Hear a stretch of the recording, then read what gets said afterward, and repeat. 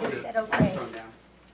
Okay, we're now going to the land use development, Mr. Skeeter, to discuss Liberty Crossing TIF and TCA. Thank you, Mr. President.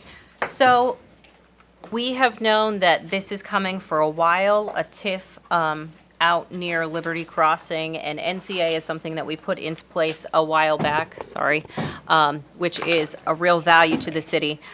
We do have Bricker and Graydon here, and I am going to let Mayor Starr start us off with where we're going here, and then Mr. Ringel is going to talk a little bit about our schedule for the legislation coming forward. Take it away. Thank you, Madam Chair and Council. Just before I turn it over to Michael to walk us through the roadmap and so forth, this is new for us because we're really getting into different economic development incentives, and we might lean on Sam to fill in some of the blanks here too. But I will just start in prefacing this. We are taking these measures, number one, to protect the city. And then also, two, to protect the taxpayers. And how we do that is going to be in the details that I'll let Mr. Ringel talk about, and the timelines that we have attached to this. There are two pieces of legislation on the NCA tonight. We will be amending one of those just for clarification. And then we'll be asking you to, we would prefer it if you would pass it tonight because timelines are associated with those. The TIF districts are different. We've baked in 3 readings, public readings, and a public hearing on those, as well as a public hearing on another piece of legislation that will involve the NCA. So, Mr. Ringel, I will turn it over to you. Well, thank you, Mayor. Thank you, City Council, for your time this evening. There are a lot of moving parts here, but we put together this approvals timeline to kind of help break down how all of these tools come together. But from a high level, you're all familiar with the Liberty Crossing development. All of the public infrastructure that needs to be funded for that project, we believe necessitates all of these tools being put in place. And the way that they are going to be, the project will ultimately, the public infrastructure will ultimately finance for the project is through the Mount Vernon New Community Authority that you all previously established. So that entity at a high level will be issuing the debt that's needed to pay for all the public infrastructure, and then we'll put in place, City Council will put in place all of these different tools that will provide revenue streams to help secure those bonds so they can be repaid, for that public infrastructure to be repaid. And then, as the mayor said, it's not the city issuing the debt. There have been some, I think, some previous conversations looking at different numbers about how to finance the project, and we came to the conclusion that this is the most efficient way to fund all that public infrastructure with the least risk to the city and its residents. So turning to that memorandum, you'll see that the first page is essentially a lot of the drafting that's already been done. There are 3 tools, incentives that we're, I guess economic development tools are probably a good way to put it, that we're recommending the City Council adopt. One is a commercial TIF that will be over the multifamily portion of the site. And then there will be a residential incentive district TIF, so a TIF but only applying to residential. That'll be over the remainder of the site.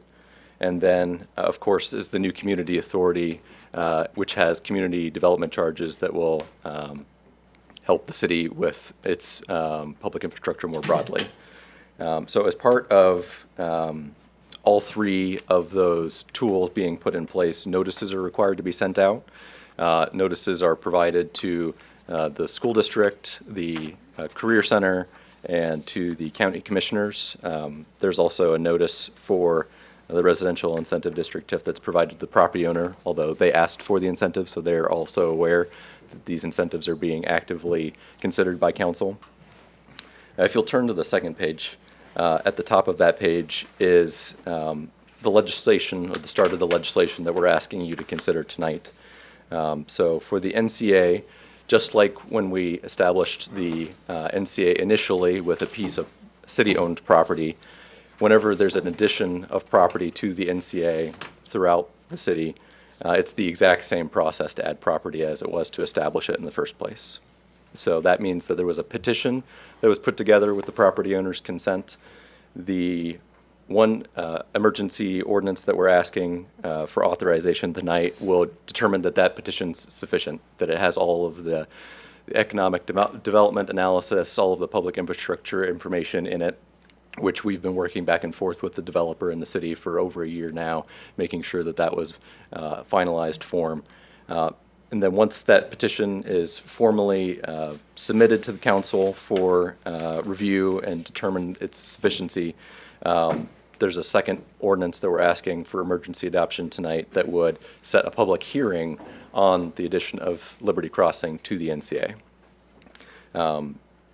Similar to how you take multiple readings for other pieces of legislation, as you may recall that we talked about with the formation of the Mount Vernon New Community Authority, adding property to the NCA has a similar, almost 3 readings to it, where you have these first pieces of legislation that you'll adopt, and then you'll have a public hearing, and then after the public hearing, you then take a vote on another finalized piece of legislation to add the property. So it gives residents 3 opportunities, just like 3 readings for any other piece of legislation, to consider and provide their feedback with respect to the property being added. And I'm happy to take questions at any point during the process or after I'm done going through the timeline. The next line item down is a first reading for the commercial TIF ordinance. As I said, that's over the multifamily component. That will redirect property taxes that are on that site to a public infrastructure fund held by the city, and that will be used to pay for either the financing for the project, and then it'll be used for other public infrastructure adjacent to that site at the city's discretion going into the future. With the commercial TIF ordinance, let's see, we're recommending 3 readings, but one could adopt that via an emergency at any point if you'd like to. And then the next line item down is the residential incentive district TIF. Something that I'll highlight with this that's also applicable to the commercial TIF is that both pieces of legislation hold the schools harmless. So they'll be provided their full funding that they would have otherwise received from the new development, new property value that'll be generated on the site with Liberty Crossings development. There are 2 pieces of legislation that we're asking you to consider tonight for the residential incentive district TIF. The first is an emergency passage of a resolution which basically says when it comes to a residential incentive district TIF, there are certain statutory requirements that have to be met in order to eventually adopt that legislation. It's a little bit more nuanced than a commercial TIF. Those nuances include that you have to have an overlay, so you have to basically draw a rectangle over the site to make sure it's within 300 acres. The emergency resolution we're asking you to consider is simply saying that that overlay has been established and that you have all received an economic development plan for the site, which was provided with that piece of legislation. And then we recommend a first reading of the actual TIF ordinance this evening. For residential incentive district TIF, it requires notification to the county commissioners, which is slightly different from a commercial TIF or other types of TIF. So I believe the mayor has already sat down with the county commissioners to talk about that impending legislation. And the reason for that is that there's a opt-out for the county commissioners for their county agencies, should they choose to pursue that when it comes to a residential incentive district TIF. After council, if you so choose to approve all the legislation to be considered this evening, we've then scheduled out what your next several readings of the legislation could be, and that includes providing 3 weeks general notice in the newspaper for the NCA petition. You'd have a second reading potentially June 9th. On the 23rd, you could then pass the commercial TIF ordinance after you've done your 3 readings. And then the next bullet point down, also that evening, you could hold the public hearing for the NCA petition, similar to what we did with the formation again, and then you'd pass an emergency ordinance authorizing it. And then we'd also recommend passage of the residential incentive district TIF ordinance at that time as well. Once you've adopted the TIF legislation, it just requires a filing with the county auditor to make that property exempt and start the funds going to the city-controlled TIF fund to then be used for the project.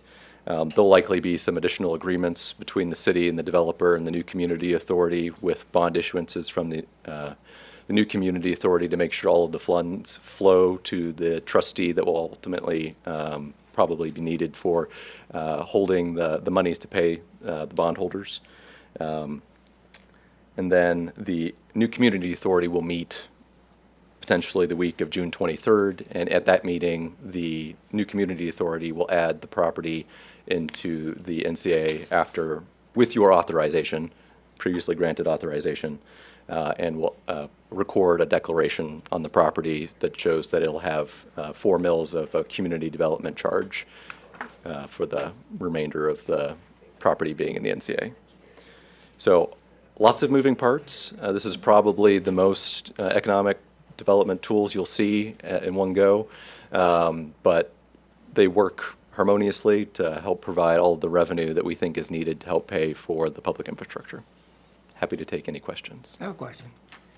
We respond to our constituents, the public. Give us the cliff notes. What's in it for them? You know, what do we tell the public why we're doing it? Well, I don't want to speak for the developer and their site, but I do know that there's plans, I believe, for a turn lane to be added into the development, so road widening. So all of that infrastructure will be paid for through these tools without any additional taxes on the city's residents. Well, would Sam be willing to come up and just talk about what an NCA is? Because I think that is something that we need as a baseline. Just because I know that this has been in place for a while, but people forget what an NCA even does. So would you just give us the working definition of like what this does for the community and why we even put it in place? Yeah, thank you. Hi, Sam Filkins with the Area Development Foundation. Thanks for having us tonight. So when you look at how to bring development, communities there's a wide pendulum of things you can do, and I'll get to Councilwoman Keener's question in a second. But you could do nothing, and development is very expensive, and then the only people that can afford to build are people that are building multi-million-dollar houses, because that's the only thing that makes it work. Or you could put in all the infrastructure at your own dime using taxpayer dollars to do that. What we're opting for here is the middle ground, which would be, right now this lot produces about $2,800 in taxes annually. That's going to go up significantly once we start building on it, but the building can't happen unless it's affordable to do. And so the things that Mr. Ringel are talking about cover most of those things. So you all put in an NCA. The NCA is a new community authority. That is an extra millage that the people who will buy into that community are opting into to help pay for that infrastructure. So instead of it going on their price tag when they buy, it's baked into the property taxes just for the people that opt in. Now the developers opting in and asking to put this extra charge on so that then they can bond against that future earnings to help them fund this project. I think it's important to note also that a complaint that we hear often from the community is we don't want to pay for the growth that people moving in are going to cause us to have to put in place. That's what the new community authority does. Correct. Thank you. Yeah, so growth is paying for growth in this instance. And because you're with the TIF and you're holding the schools harmless, the schools will get income from the taxes for that for the first 30 years, and then everyone who would collect property taxes in the future will get it for the remainder, from 31 years on. But again, this property is not producing a ton of taxes right now, and without doing these kind of things, it'll continue to not produce a ton of tax money. So it's not money that is being taken away from anybody. It is future money that people are making an investment for to realize in the year 31 and beyond. Also, by making this affordable, because these are the complaints that we get internally as well, when you ease up, not only are you reducing the price for this development, when you ease up this demand pressure with supply, That's how affordable housing, there are about a half a dozen definitions of what affordable housing means, but that's how you make housing more affordable, is you provide opportunity for supply. If you want to Yeah, so, address that. thank you, that's really, so, a new car is always gonna cost more than an old car, right? But if we stopped making new cars, used car prices are gonna go through the roof, because it's gonna be the only option.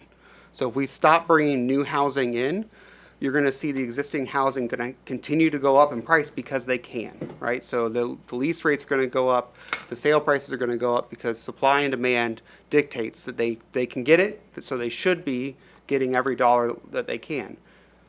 So we need to work on it on both ends. We want a really healthy supply that is existing, but we need to be bringing in new cars too, for my analogy. So, did you Apologize say, for that. I'm sorry, so did you say that someone has to opt in to do this, right? Yep. Was it the buyers or it's? The developer. The developer, so it's just a opt-in? Mm-hmm. Okay, okay, Yeah. got it. So, yeah, so the developer is gonna do that, and then the people who will buy into it will know that that's part of their deal too. But they don't have an option to opt, like it's, they know when they buy that that's already in place? Correct. Okay, Yep. just, okay. Yeah, they're opting in by choosing to buy in that neighborhood. Got it. So I know that there seem to be a lot of elements to this, but we've been putting them into place over the last several years. So if you look at it just tonight, yeah, it does seem confusing. But if you have been watching, this is intentional and it's the direction that we want to go. So does anybody have any other questions for Mr. Ringel or Mr. Filkins? So when does the first? Hit the mic, otherwise they won't be able to do the minutes. When does the first dollar come in? Is it when the developer has it or when they sell the first house? It's, well, I have a diagram I'm gonna bring up for you. Gotta go to the mic.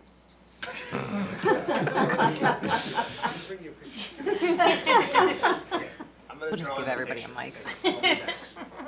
So, there's a lot of dollars, right? So the TIF money will come in at different times, right? So what I'm gonna say is, I'm gonna look at the police chief. The new community authority helps them first. Then when they're done, we get to assess, we get to use that to help pay for growth outside of the development. So the other thing that's super important with the timeline is, for our police station, we occupy about 900 square feet. The new building will be bigger. The new courthouse will be bigger. Once all the development work is done and their part's paid off, the new community authority can help us build the expansion pieces to the facilities that are going to need to be bigger because we have growth. So when I look at this, this is Tammy really strong on growth paying for growth. Mike Hillier always said that, and those groups have been heard. So these things have been in the works for a long time.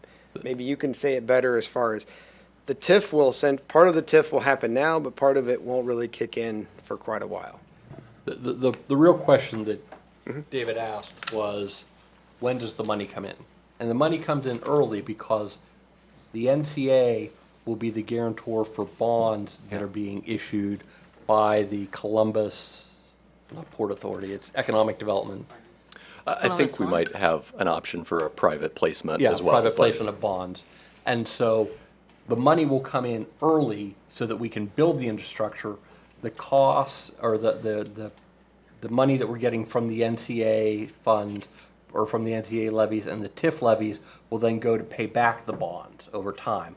So we will get the money up front to build the water and sewer lines and the new turn lane so that we can do that. And then over time, these levies, these dedicated levies on the new growth will pay that back.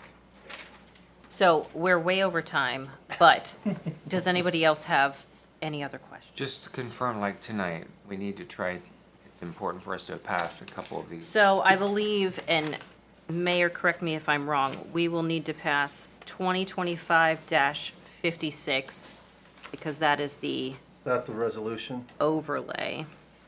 That's the resolution, right? That is a I have resolution. three pieces of legislation. And One then is 2025-12 and That's the 2025-13. Yeah, it's resolution. Oh, I'm sorry, 2025. resolution, ordinance. It's, yeah, it's resolution and two ordinances. So the first one lays out the rectangle, basically saying this is the overlay. Right. And then the other two are starting that NCA like opt-in process. I'm good with that. Hopefully, we can just make the public understand what we're doing. I did an update on the radio this morning, what we're doing tonight. It wasn't easy. Right. Trying to explain what this all is in a 5-minute stretch on the radio, it's not easy. So hopefully, we'll have some sort of communication so the public knows what we're doing here and why it's in their benefit. Because it is in their benefit, and they need to know that. All right, we're going to adjourn that committee, and we're going to move now to health insurance, employee and community relations. Mrs. Keener. Thank you, Mr. President. Tanner, talk about this. Health insurance, okay. From one very fun topic to another incredibly fun topic. No, council, what you have, and this is another piece of legislation that I hope that you would pass tonight as our contract is nearing its expiration. The reason this is in front of you is basically just an update on the city's health insurance policy, and I need your permission to sign a very large contract. But I want to give you kind of a rundown of what we're doing, working with McGowan Brabender, our broker. Just kind of give you an overview of the more recent history. We're sticking with Medical Mutual of Ohio, that's our carrier. Medical Mutual came to us with a double-digit premium increase that was, frankly, wasn't acceptable to us, so we went out to market.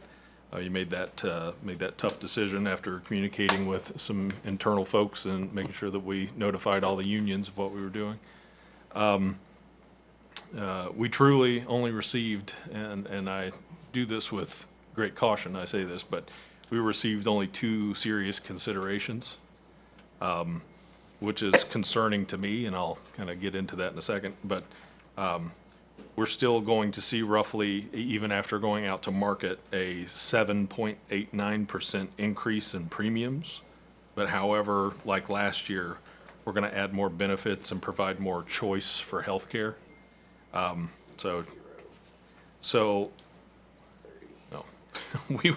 Last year we went from a 2-tiered system, which was what we had had for many years in the city, to a 4-tiered system. We went from just employees, an individual employee, to a family plan. Now we have employee, employee spouse, employee children, and then the family plan. And we shifted around those claim liabilities. So you got to see, different tiers take on different premium costs. We also, this year, will be adding an HSA option. So of course, the deductible increases, but you also have premium decreases. So, we've made sure to educate all of our employees to not be lured in by a lower premium. But if you're willing to assume the risk and you're healthy, then, that may be the option for you. If you're one of these lower or younger employees that we can push you out of a tree and you can bounce back up and you can be back at work in the morning, then maybe the HSA is for you. But you do have those options. You have the traditional PPO plan with MMO, and then you have the HSA. So healthcare choice is what we're providing that. We still have our vision and dental contracts, as those are new. They will continue beyond this year, but when those come back up, we'll come back to council to renew and probably go out to market for dental and vision. I think we've had some little bit of consternation over the dental plan, but I think generally speaking, the vision plan has been pretty well accepted. And the vision plan was new. We did not have a vision plan. We have a more robust and equitable wellness plan that we grandfathered pretty much everybody in the city into. This year, we're almost at 100% compliance with that, which is crazy. That's really good. And we're considering moving into a next level of preventative care participation. So we've kind of educated the employees on what that looks like. They stand to receive more from that, and the city stands to save more. But that's when we start looking at results-based, participation.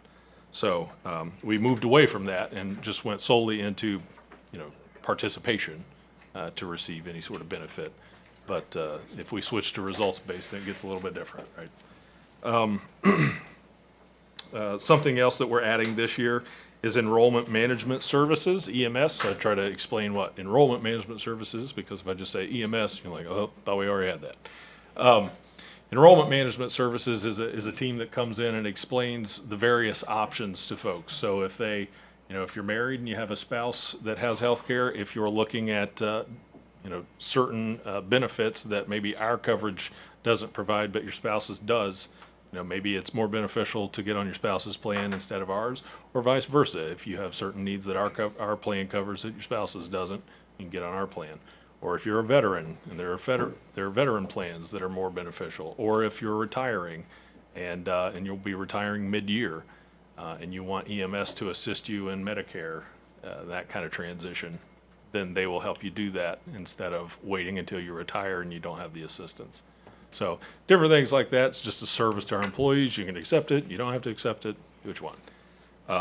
We also are rolling out a hearing conservation plan, which is free audiometric testing for our employees, and then providing PPE and different things like that, so we can pay attention to that over the course of time. We're adding an EAP, which is an employee assistance program, acronym after acronym. So an employee assistance program, now that's incredibly important, especially for our police and fire. Our police go out to, 49 calls a day, almost 50 calls a day. Our fire and EMS service goes out and then they see things that are absolutely horrific and that we can't expect them to just clock in, clock out, and go home and expect that not to affect them over the course of time. So an employee assistance program helps with, counseling, drug and alcohol assistance, different things like that. And that is something that is incredibly cost effective for the city to do. Why we haven't done it in the past, it's beyond me. So we're absolutely going to go into that and make sure that our employees are educated and they know that they have that as an So option. I'm going to stop you, Mr. Salyers, because I'm sure that you could read a lot.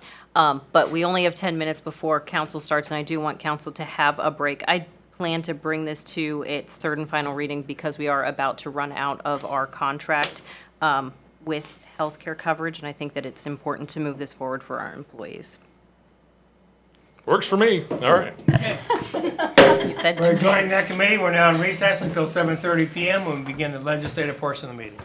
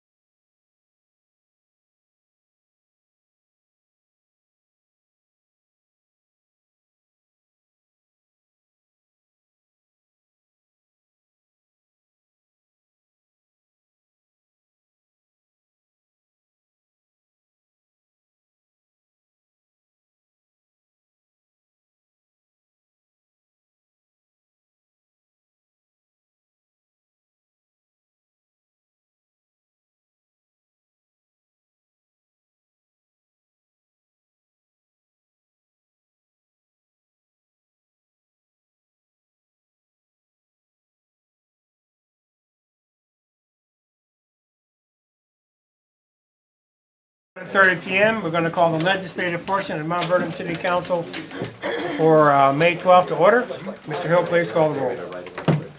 Mr. Luckman. Here? Ms. Keener. Here. Mrs. Hager. Here. Mrs. Seabolt. Here.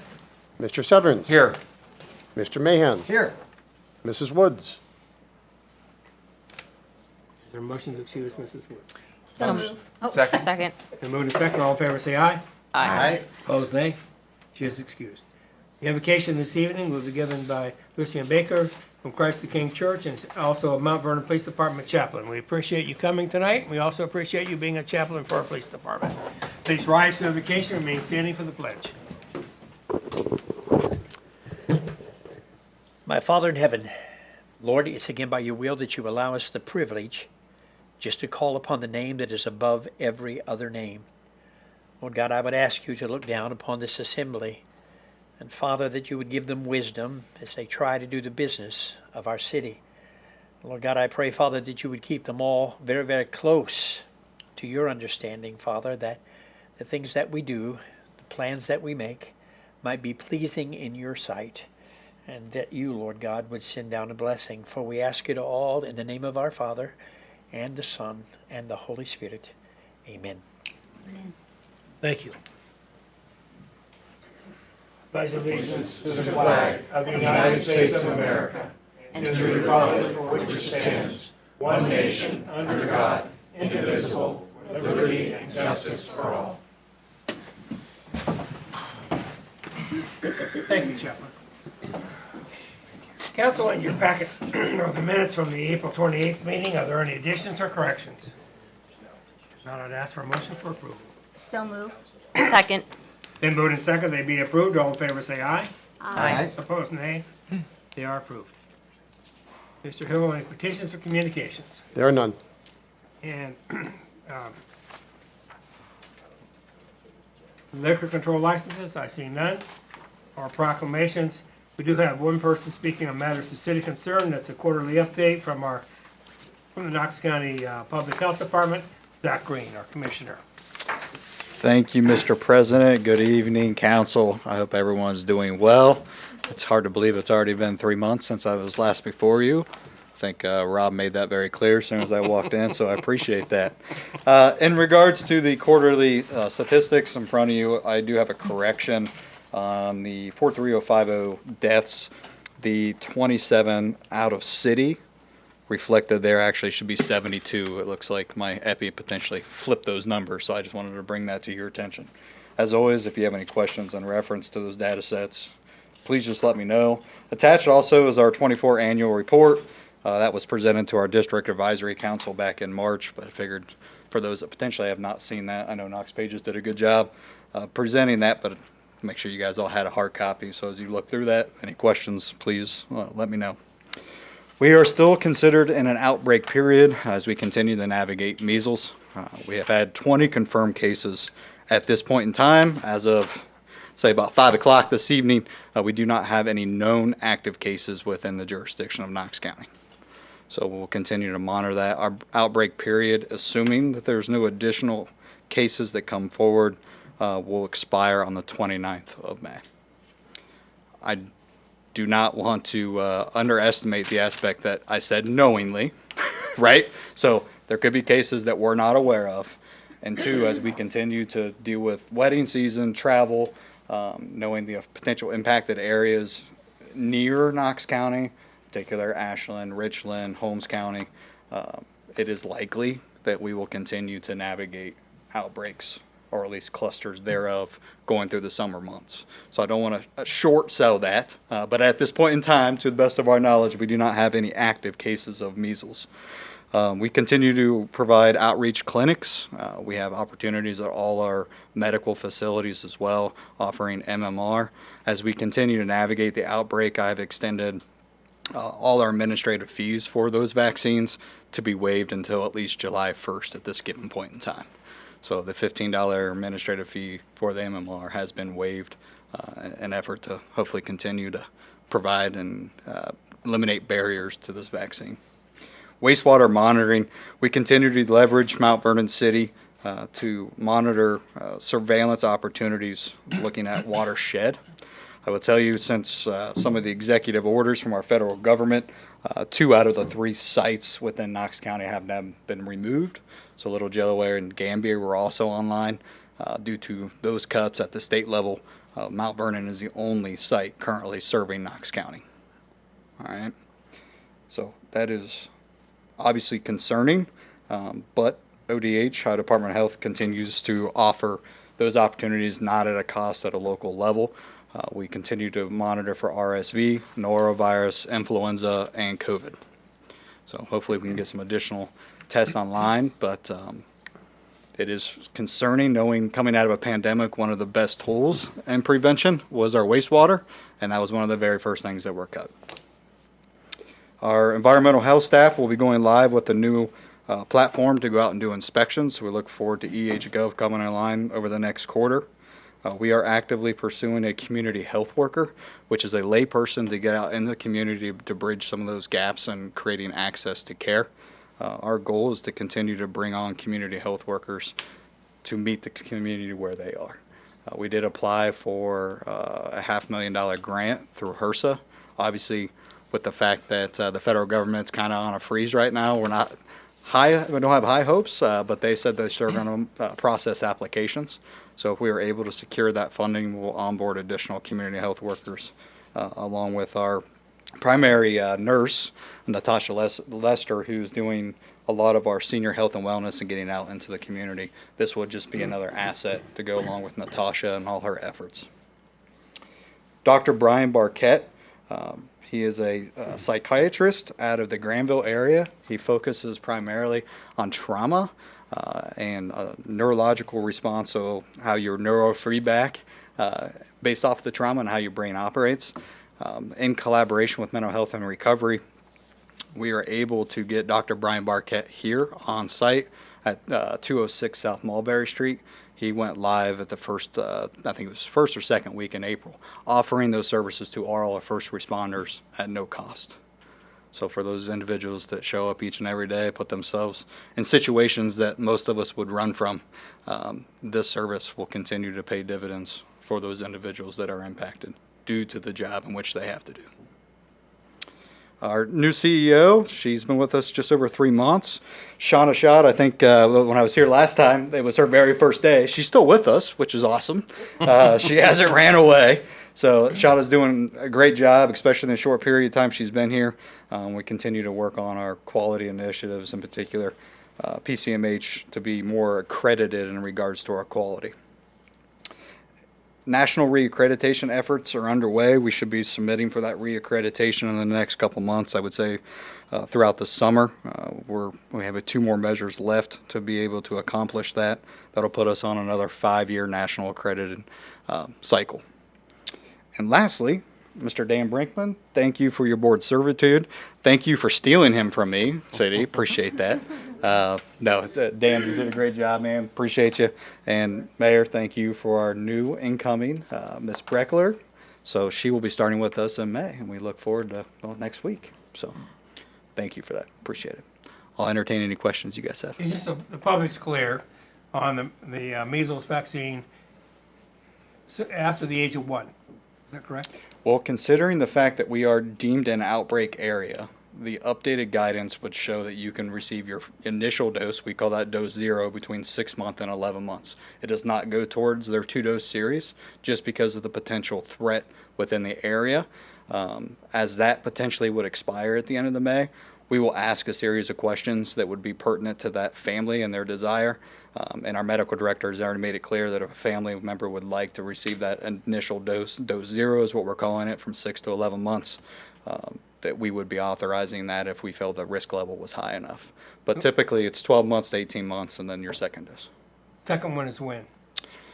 I knew you were going to ask me that. I want to say by the time they're 4, I believe it's between 4 and 6 years of age. And where are we with the schools as far as requiring those vaccines? So it is still Ohio legislation that they have to require. However, like anything, there are opportunities for them to opt out, either medical or religious exemptions. So I thought, okay. Any other questions for Commissioner? Thank you for being here. I appreciate it. Thank you. And get rid of those ticks. Work on that. And the ticks are rampant this year. They're unreal.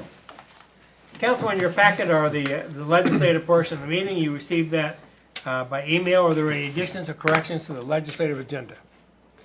If not, I'll assume it's approved by consensus. And we'll move now. We have no resolutions tonight for third reading. We have one for second reading. That's resolution number 2025-50. Mr. Hill.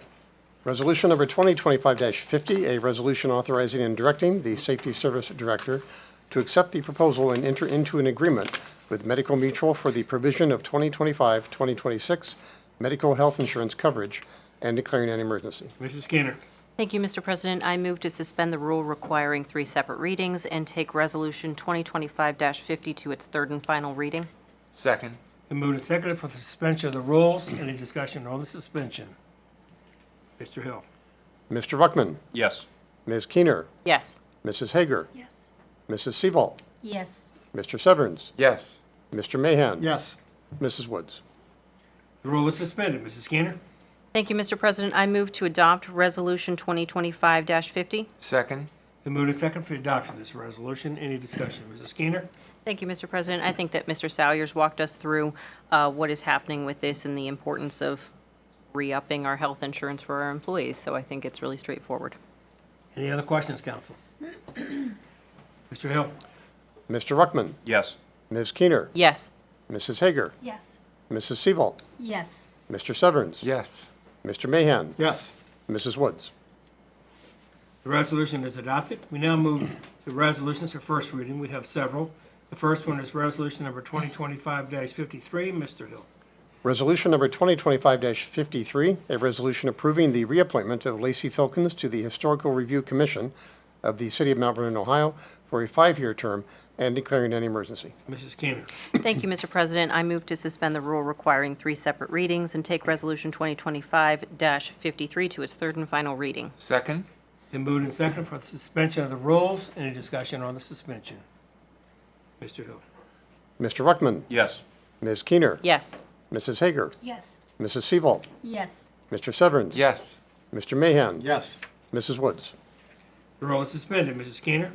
Thank you, Mr. President. I move to adopt Resolution 2025-53. Second. Been moved and seconded for the adoption of this resolution. Any discussion? Thank you, Mr. President. Lacey Filkins has been on this Historical Review Commission in the past, and I think that she has done a good job. It fits with what she had as her focus. So, Mr. Starr, do you have any other, sorry, Mayor Starr? No, I think you covered it. She's ready to go. Continue. Mr. Hill. Mr. Ruckman. Yes. Ms. Keener. Yes. Mrs. Hager. Yes. Mrs. Seaval. Yes. Mr. Severns. Yes. Mr. Mahan. Yes. Mrs. Woods. Resolution is adopted. Next resolution is resolution number 2025-54. Mr. Hill. Resolution number 2025-54, a resolution confirming council's appointment of Sam Filkins to the new Community Authorities Board of Trustees and declaring an emergency. Mrs. Keener.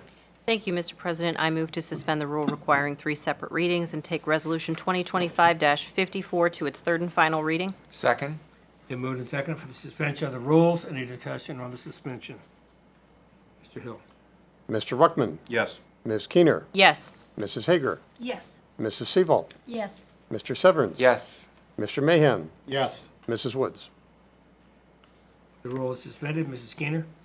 Thank you, Mr. President. I move to adopt Resolution 2025-54. Second. Been moved and seconded for the adoption of this resolution. Any discussion? Mrs. Skinner.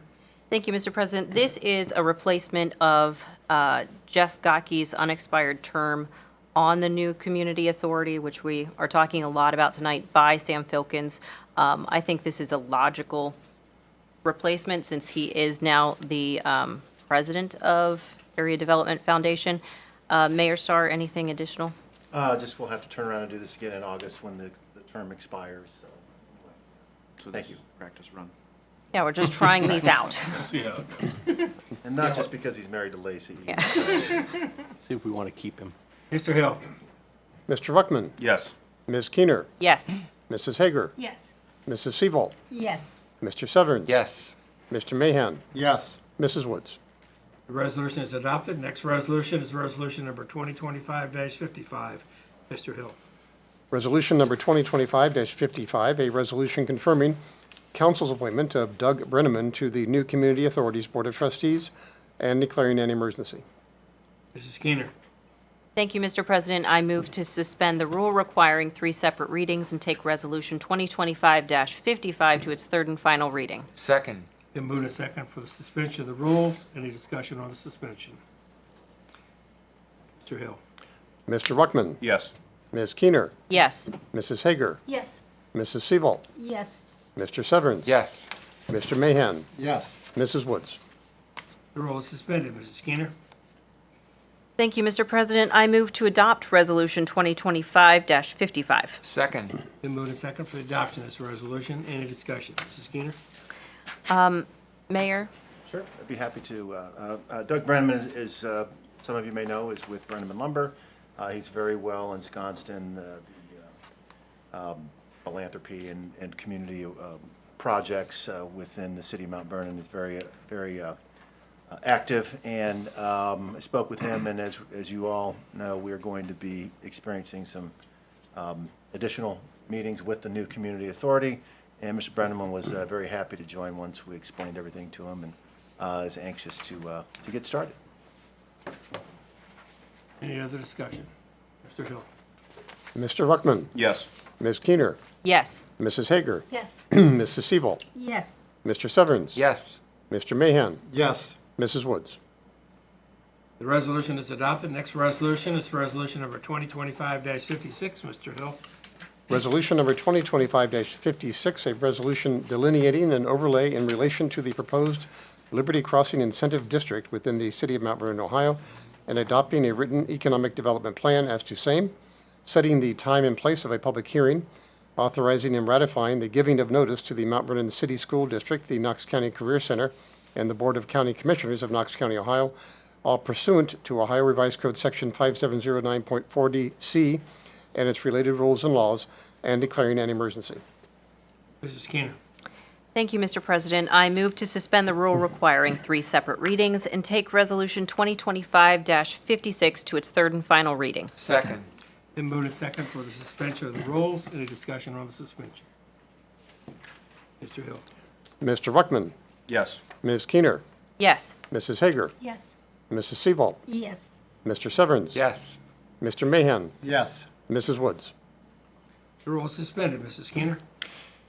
Thank you. I move to adopt Resolution 2025-56. Second. Been moved and second for the adoption of this resolution. Any discussion? Mrs. Skeeter. Thank you, Mr. President. This piece of legislation is specifically for the overlay. This is delineating how many, it's 300, not more than 300 acres. That is square. Sorry, I've been talking a lot. We talked about this earlier in the committee meeting. Do we have any additional questions on this? Just as long as we can explain that to the public. So it's an important and difficult issue to explain, but it is in the public's best interest. Mr. Hill. Mr. Ruckman. Yes. Ms. Keener. Yes. Mrs. Hager. Yes. Mrs. Seabolt. Yes. Mr. Severns. Yes. Mr. Mahan. Yes. Mrs. Woods. The resolution is adopted. The final resolution is resolution number 2025-57. Mr. Hill. Resolution number 2025-57, a resolution to adjust appropriations for current expenses for the city of Mount Vernon, state of Ohio, during fiscal year ending December 31, 2025. Mrs. Seawold. We're giving this its first reading. This resolution receives its first reading. Now I move to ordinances. The first ordinance is ordinance number 2025-10. Mr. Hill. Ordinance number 2025-10, an ordinance fixing the number of hourly employees of the city of Mount Vernon in the police department and declaring an emergency. Mrs. Gainer. Thank you, Mr. President. I move to suspend the rule requiring 3 separate, this is the third reading. I'm sorry. I move to adopt ordinance number 2025-10. Second. And moved and second for the adoption of this ordinance. Any discussion? Mrs. Gainer. Chief, would you be willing to just come up? I know that you've talked about this a lot, but just right before we vote, I want anybody that has any additional questions to be able to ask you and you to. Okay. Yeah, Chief, my apologies for not being here at the last meeting, but I did watch the committee meeting on video, and I just wanted to ask, just for some clarification on a couple things. One, the detective, we had an opportunity to learn something about this, and that drug work that he's doing is very dangerous. And Yes. so having a second person available whenever they set up would allow him to operate more aggressively. Is that something that would be safe to say? That's a fair analogy, yes. Yeah. And they can collaborate with each other. Also, discretionary patrol time is an important metric in your world. Correct. And if someone is dedicated to this, then they're pulling patrol less often for Correct. these kind of operations. So it allows for. They're a lot more self-sufficient Right. within the detective division while they're doing the drug investigations and the surveillance and follow-ups and things like that. They can be a lot more self-sufficient and not take away from the patrol division. And just one final point I think is important. We know that we have the council-funded additional patrols. We have 4 patrol officers and a commander, and that's been very good. Yes. But it's also important to know how quickly those resources can be pulled up. One domestic call, we learned a couple weeks ago, can pull in 2 officers for multiple hours. Correct. And so, Or a DUI or any type of large incident, car crash. It can tie up multiple officers for a period of time. which would limit the amount of support, unless, but if we fund this position, then they'll be a little more self-sufficient, a little less reliant on control. So I incur, and it is in your budget this year. It is in the budget. We planned for it. We budgeted for it. It also gives our detective division a little deeper depth of field in what they can respond to as well. So I highly encourage council to support this evening. Thank you, Chief. One thing that I thought was interesting, if I could speak, would be that the detective that was here at the last meeting, as he just basically said, drugs don't just happen 9 to 5. I mean, That is true. And we cannot expect a limited number of detectives to cover 24/7. And so And that's putting one of another officer in the this tenets area of is this important. position, to take this position. I know we have delineated working hours. Whoever gets this position is gonna have to understand that they're gonna have non-traditional working hours. Nights, weekends, oddball days, we adjust the schedule here and there. 1, to keep overtime down, and 2, to facilitate the need. So. Any other discussion? Mr. Hill? Mr. Ruckman, Yes. Ms. Keener, Yes. Mrs. Hager, Yes. Mrs. Seabolt, Yes. Mr. Severns. Yes. Mr. Mahan, Yes. Mrs. Woods. The ordinance is adopted. Next ordinance is for second reading. It's ordinance number 2025-11. Mr. Hill? Ordinance number 2025-11, an ordinance to approve, adopt, and enact the January 2025 replacement pages to the codified ordinances, to repeal ordinances in conflict therewith, to publish the enactment of new matter, and declaring an emergency. Seems to be your show tonight, Mrs. Skinner. Thank you, Mr. President. I am going to give this its second reading. These pages are in the office if anyone, Mr. Mahan, would like to read those. This ordinance receives its second reading. We now move to ordinances for first reading. The first one is ordinance number 2025-12. Mr. Hill.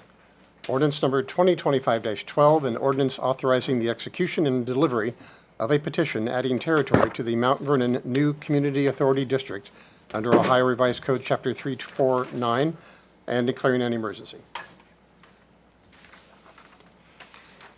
Mrs. Skinner. Thank you, Mr. President. I move to suspend the rule requiring 3 separate readings and take ordinance number 2025-12 to its third and final reading. Second. Jay. Sorry. Then moved and second for the suspension of the rules and a discussion on suspension. Mr. Hill. Mr. Ruckman, Yes. Ms. Keener, Yes. Mrs. Hager, Yes.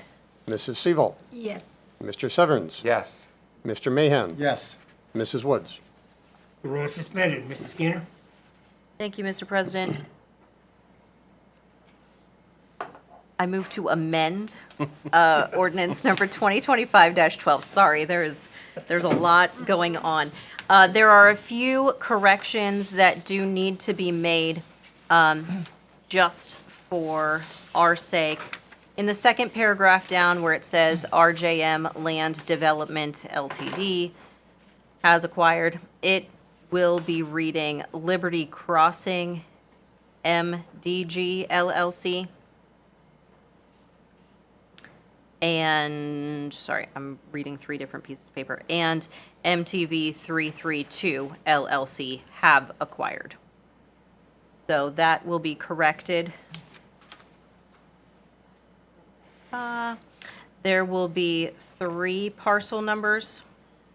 Parcel number 66-00501.000, parcel number 66-00501.006, and 66-00501.007, instead of just that one parcel number.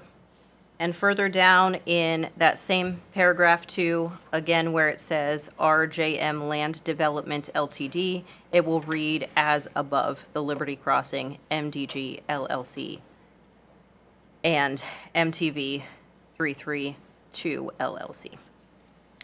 Is there a second to the amendment? Second. And this amendment has been moved and seconded. Any discussion on the amendment? Not on the legislation, but on the amendment. Mr. Hill? Mr. Ruckman, Yes. Ms. Keener, Yes. Mrs. Hager, Yes. Mrs. Seaval, Yes. Mr. Severns, Yes. Mr. Mahan, Yes. Mrs. Woods. The ordinance is amended. Mrs. Skinner? So we spoke about this earlier and the important. We need to get on the floor. Oh, I'm sorry. Now I move to adopt ordinance 2025-12 Second. As amended. as amended. Second. And moved and seconded that this ordinance as amended be adopted. Mrs. Skinner? Thank you, Mr. President. So we talked about this earlier. The new community authority is just very important so that growth funds growth. So when we need additional turn lanes, or we would like the development to be connected by sidewalks, those costs should not rest on the shoulders of individuals who are already residents of the city of Mount Vernon. The new community authority allows for future residents to pay for the improvements that allow them to be integrated into the city of Mount Vernon. I think it's very smart. Area Development Foundation, they're gone. But they have done a great job of helping us through these types of processes. And I am very supportive of this, but I do want council to have an opportunity to ask any other questions. Any discussion on this ordinance as amended? Mr. Hill? Mr. Ruckman, Yes. Ms. Keener, Yes. Mrs. Hager, Yes. Mrs. Seaval, Yes. Mr. Severns, Yes. Mr. Mahan, Yes. Mrs. Woods. This ordinance is adopted as amended. Next ordinance is ordinance number 2025-13. Mr. Hill? Ordinance number 2025-13, an ordinance determining that a petition adding territory to the Mount Vernon New Community Authority District is sufficient and complies with the requirements of Section 349.03 of the Ohio Revised Code in form and substance, setting the time and place for a hearing on the petition and authorizing the notice by publication of such hearing and declaring an emergency. Mrs. Skinner? Thank you, Mr. President. I move to suspend the rule requiring 3 separate readings and take ordinance 2025-13 to its third and final reading. Second. Been moved and seconded for the suspension of the rules. Any discussion on the suspension? Mr. Hill? Mr. Ruckman, Yes. Ms. Keener, Yes. Mrs. Hager, Yes. Mrs. Seaval, Yes. Mr. Severns, Yes. Mr. Mahan, Yes. Mrs. Woods. The roll is suspended. Mrs. Skinner? I move to adopt ordinance 2025-13. Second. Been moved and seconded for the adoption of this ordinance. Any discussion? Mrs. Skinner? Again, this is the second piece that we talked about earlier. It is important to note that this developer is opting into this new community authority. This is not an additional cost that the city is forcing anyone into. They are choosing to participate in this in order to benefit from a partnership with the city. Any other discussion? Mr. Hill? Mr. Ruckman? Yes. Ms. Keener? Yes. Mrs. Hager? Yes. Mrs. Siebel? Yes. Mr. Severns? Yes. Mr. Mahan? Yes. Mrs. Woods? The ordinance is adopted. This next brief ordinance is ordinance number 2025-14. Mr. Hill? Ordinance number 2025-14, an ordinance declaring the improvement of certain real property located in the city of Mount Vernon, Ohio, to be a public purpose, creating the Liberty Crossing Incentive District, declaring the improvements to real property within the incentive district to be a public purpose, declaring such property within the incentive district to be exempt from real property taxation, describing the public infrastructure improvements made or to be made to directly benefit or serve the parcels for which improvements are declared to be a public purpose, requiring annual service payments in lieu of taxes during the periods of exemption, establishing a municipal public improvement tax increment equivalent fund for the deposit of such service payments, authorizing the execution of a tax increment financing agreement, and approving related matters. Mrs. Skinner? Thank you, Mr. President. I am going to give ordinance 2025-14 its first reading. So you want him to read that again next meeting? Every meeting. Okay. Just asking. Okay, this ordinance receives its first reading. We now move to the final ordinance, ordinance number 2025-15. Mr. Hill? Ordinance number 2025-15, an ordinance declaring the improvement of certain real property located in the city of Mount Vernon, Ohio, to be a public purpose, declaring such property to be exempt from real property taxation, designating public improvements to be made that will benefit such property, requiring annual service payments in lieu of taxes, and establishing a municipal public improvement tax increment equivalent fund, and authorizing the execution of a tax increment financing agreement. This is your final one tonight, Mrs. Skinner. Thank you. I'm so glad about that.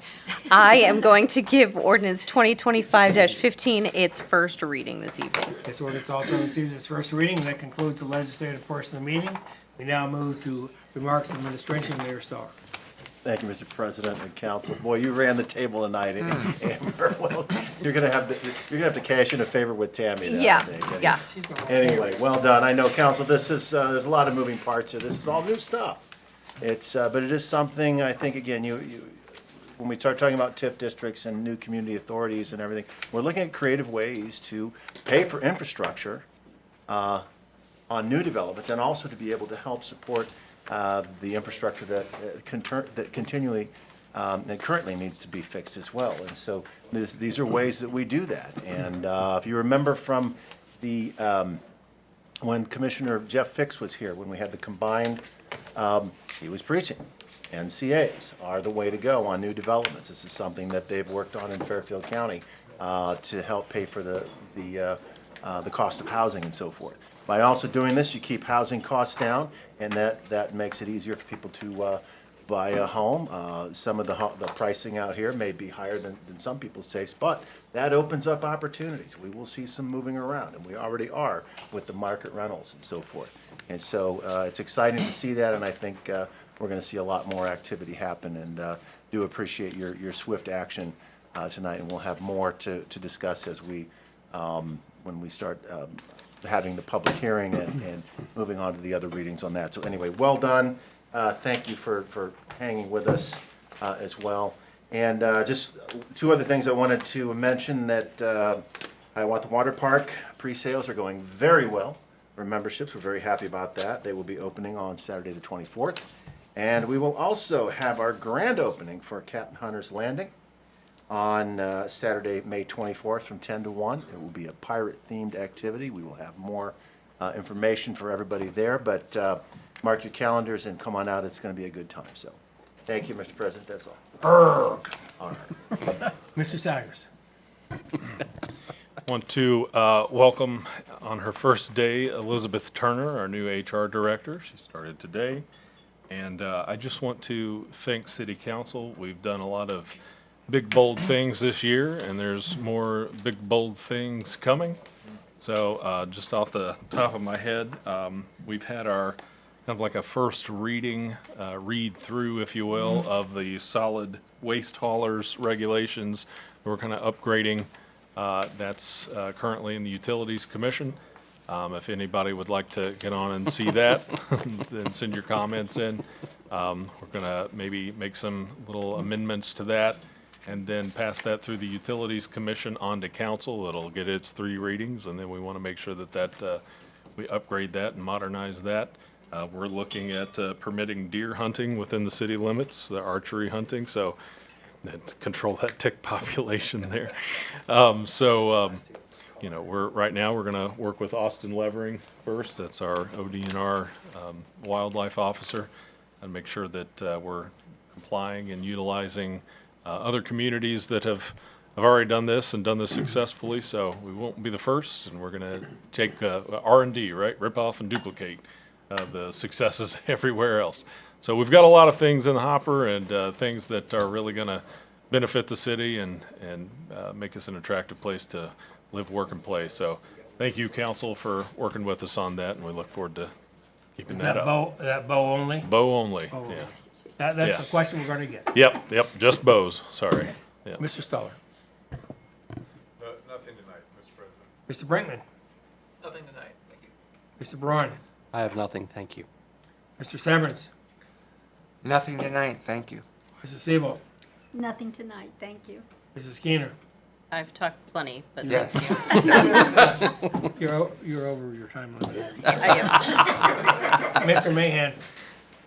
Thank you, sir. My apologies for being late this evening and absent the last meeting. I was navigating a family medical issue, and I'm very appreciative of the patience, kindness, and support I've received from members of council in the city. It was really just kind of you and helpful in us navigating that, and hopefully in a month or so we'll get that wrapped up. That's all. Thank you all. Thank you. We're with you. Mrs. Hager. Oh, I just wanted to remind people that we have a fantastic Memorial Day parade in downtown Mount Vernon on the 26th of May at 10:30 in the morning. So we hope to see you there. Mr. Ruckman. Nothing this evening, Mr. President. That concludes the comments from council and administration. Thank you, the media, for being here this evening. Don't forget the parade. And I'd ask for adjournment. So move. Second. And moved and second, we adjourn. All in favor, say aye. Aye. All opposed, nay.